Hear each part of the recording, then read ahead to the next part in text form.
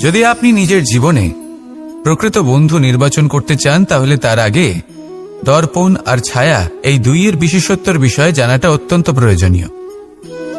দর্পণ কি করে থাকে? যখনই আপনি দর্পণের দিকে তাকাবেন ও শুধুমাত্র আপনাকে সত্যের সাথে অবগত করাবে, ও আপনাকে কখনো মিথ্যে বলবে না।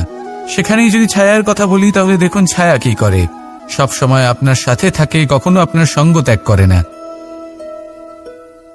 এবার আপনার জীবনে যদি এমন কোনো বন্ধু আসে যে সবসময় আপনাকে সত্য কথা বলবে, আপনার অপগুণের বিষয়ে যদি আপনাকে বলে কিন্তু তাও সে সত্যিই বলবে, তাহলে তার উদ্দেশ্য কিন্তু আপনাকে দুঃখ দেওয়া নয়, সে আপনার অজ্ঞানতা, আপনার ভ্রম দূর করতে চায়।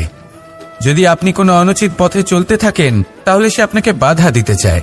আর যদি সেই মিত্রই ছায়া সঙ্গীর মতো হয়, সে কখনোই সুখ দুঃখে আপনার সঙ্গ ত্যাগ করবে না, তার উদ্দেশ্য হলো সবসময় আপনাকে রক্ষা করা।